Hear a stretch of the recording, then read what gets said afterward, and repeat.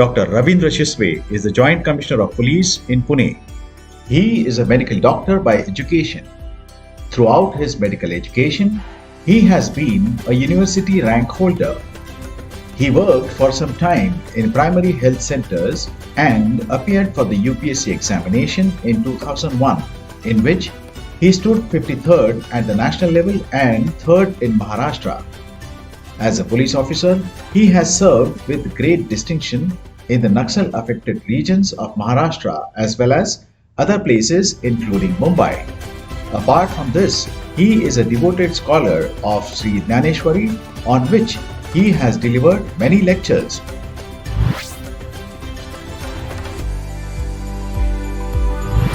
चार जिल्ह्यामध्ये S P होतो. 4 जिल्ह्यामध्ये मी सांगितलं की GCB झोन 1 पूर्ण सेंट्रल मुंबई आणि आता गेले 2-2.5 वर्ष पुण्यामध्ये आहे. पण माऊलींना स्मरून सांगतो, आज तागायत संधी असतील, प्रलोभनं असतील, काही वेळेला कंपल्शन असतील, परंतु आज तागायत 5 पैशाचं करप्शन केलं नाही, 5 पैशाची माल प्रॅक्टिस केली नाही. आणि मग हा प्रवास खरंच सोपा असेल का? हा प्रवास सोपा असेल का? कारण मगाशी त्यांनी विचारलं की का हो तुम्ही डॉक्टर वगैरे होता आणि मग UPSCकडे का जाता? मी म्हटलं एक साधं असतं की बराच इझिली वयाच्या 25व्या-26व्या वर्षी तुम्हाला खूप मोठा प्लॅटफॉर्म मिळतो. तुम्ही जिल्ह्याचा SP होता, जर समजा IAS झालात तर CO कलेक्टर होता. एकदम थेट तुम्हाला नेतृत्व करावं लागतं. वैयक्तिक साधनसूचिता पाळणं शक्य आहे. मी करप्शन करणार नाही, मी माझी नीतिमूल्य सांभाळेन, जोपासेन, हे शक्य आहे. परंतु प्रशासनामध्ये तुम्ही एका टीमचं नेतृत्व करायला सुरुवात करता आणि अशा वेळेला ते सोपं आहे असं म्हणणं भाबडेपणाचं आहे आणि तसंच सांगणं, तसं प्रतिपादन करणं हे खोटेपणाचं आहे. तो खोटेपणा मी करणार नाही. इतकं सोपं नाही आहे की ज्या ठिकाणी संधी आहे, डिस्क्रिशन आहे, every day there is opportunity of exploitation. आणि अशा वेळेला ते नेतृत्व करत असताना पुन्हा एकदा की नेतृत्व म्हणजे तुम्ही बाहेर आणि बाकीचे एका ठिकाणी असंही चालणार नाही. तुम्हाला त्यांच्यासोबत त्यांच्यातलं चांगलं घेत, त्यांच्यातलं वाईट कंट्रोल करत, नियंत्रित करत पुढे जायचं आहे.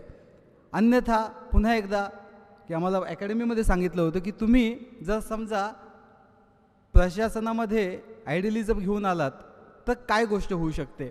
आदर्शवाद जो आहे हा आदर्शवाद घेऊन आलात आणि समजा वास्तवाशी तुमचा सामना झाला आणि वास्तव जर समजा खूप असं विदारक असेल तर पहिल्यांदा फ्रस्ट्रेशन येईल. फ्रस्ट्रेशन यायला पाहिजे सांगितलं होतं त्यांनी. कारण फ्रस्ट्रेशन आलं याचा अर्थ अजूनही तुम्ही तीच मूल्य तुम्ही जोपासताय, तीच नीतिमूल्य तुम्ही सोबत घेऊन चाललाय. अन्यथा ज्या नीतिमूल्यांचा हे घेऊन आधार घेऊन तुम्ही या प्रशासकीय सेवेमध्ये प्रवेश केला, ती गाडी तुम्ही बाहेरच ठेवली आणि नंतर आता मग वेगळ्या मार्गानं, वेगळ्या वाहनानं चालायला सुरुवात केली. कारण तुम्हाला काही डिफरन्स जाणवतच नाही. फ्रस्ट्रेशन तर यायला पाहिजे. पण हे जे फ्रस्ट्रेशन आहे, हे फ्रस्ट्रेशन किती असावं की ज्यानं तुम्हाला काहीतरी क्रिया करावीशी वाटेल, कृती करावीशी वाटेल, कृतीप्रवण असेल. ते फ्रस्ट्रेशन सृजनशील असेल, त्याच्यामध्ये काहीतरी घडवण्याची धमक असेल, काहीतरी करण्याची तुमच्यामध्ये इच्छाशक्ती जागृत करता येईल, होईल त्यानं. अन्यथा तुम्ही जर फ्रस्ट्रेट झालात आणि ते जर नियंत्रित नसेल, कंट्रोल नसेल तर काय होईल? तर मग तुमच्यामध्ये की सतत त्या फ्रस्ट्रेशनमधनं तुम्ही सिनिक व्हाल. मी एकटा चांगला आणि बाकीचे सगळे वाईट. आणि सिनिसिझम मी चांगला आहे आणि बाकीचे वाईट, हे टीम बिल्डिंगसाठी सगळ्यात घातक आहे. टीम बिल्डिंगसाठी घातक आहे का तुमच्यासोबत ते लोक येणारच नाहीत. तुमच्यासोबत तुमचे लोक येणारच नाहीत. आणि मग शेवटी टीमला शरीरामध्ये जर समजा किडनी, लिव्हर हे जर समजा काही म्हणजे फटकून वागायला लागलं तर शरीर त्यांना स्वीकारत नाही. शरीर म्हणतं याला बाहेर काढा. आपल्याला स्प्लीन बाहेर काढावं लागते, किडनी बाहेर काढावं लागते, लिव्हर बाहेर काढावं लागतं. माणसाचं काय, त्या यंत्रणेमध्ये तुम्ही आपोआप बाहेर फेकले जायला लागता. मग त्या सिनिसिझममधनं पुढचा धोका काय होतो की टीम तुम्हाला स्वीकारत नाही. त्यामुळे प्रत्येक ठिकाणी कन्फ्रंटेशन होतं.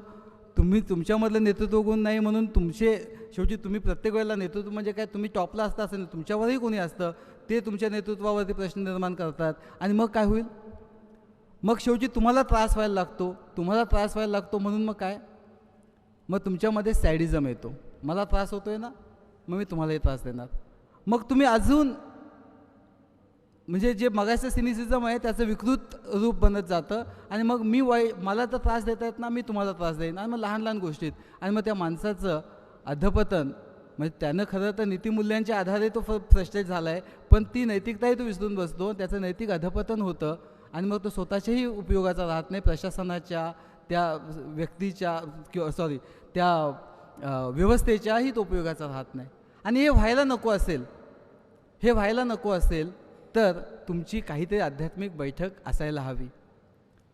मी मगाशी म्हणालो की साधं सोपं आहे असं म्हणणं हे दांभिकपणाचं ठरेल, जराही सोपं नाही आहे. किंबहुना म्हणजे मला असं वाटतं की भगवद्गीता ही का लिहिली, तो अर्जुन जो आहे तो अर्जुन लढायला उभा राहिला, आणि लढायला उभा राहिल्यानंतर का न जाणे त्याच्या मनात अगदीच वैराग्य आलं, विरक्ती आली, निवृत्तीचे विचार आले, त्याने धनुष्य खाली ठेवलं. तो म्हटलं का लढायचं, हे तर माझे गुरु आहेत, हे माझे पितामह आहेत, हे माझे गुरुबंधू आहेत, हा माझा मित्र आहे, हे माझे मामा आहेत, का लढावं. आणि त्याच्या मनात इतके वेगवेगळे विचार यायला लागले, आणि त्याने ते धनुष्य खाली ठेवलेलं आहे. आणि त्यावेळेला त्यांनी लढावं हे सांगण्यासाठी जो श्रीकृष्णानं उपदेश केला तो म्हणजे भगवद्गीता. मी याच्यानंतर याविषयी बोलेन, कारण हे अर्धसत्य आहे की त्यांना लढावं यासाठी केलेला उपदेश म्हणजे भगवद्गीता, हे अर्धसत्य आहे. त्यावेळेला अर्जुन म्हणतो की ऐसे याते वधावे की अभेदूनी निघावे, या दोहो माझी काही करावे नेनोची नाही. काय करावं की यांचा वध करू की यांचा अभेद करून निघू, यापैकी काय करू हे समजतच नाही, उमजतच नाही. प्रशासनामध्ये बऱ्याच वेळेला मी तुम्हाला सांगतो की एकीकडे आपण ही नीतिमूल्यांच्या गोष्टी बोलतो, अनेकदा वाटतं की नीतिमूल्य किती शाळेत आपण शिकलो ती इतकी आहेत, पण ही नीतिमूल्य मांडायला जाताना पहा की सगळ्यात जास्त म्हणजे त्या भिंतीला धडकून परत येतात. उलट त्याच्याऐवजी बाकीची गोष्ट, देखो झगडा करके कोई फायदा नहीं है, ऐसे रहेगा, देखो हे उलट जास्त उमजायला सोपं, तुमच्याबरोबर लगेच मानावर डोळायला लोक सुरुवात करतात की हे बरोबर सांगतायत.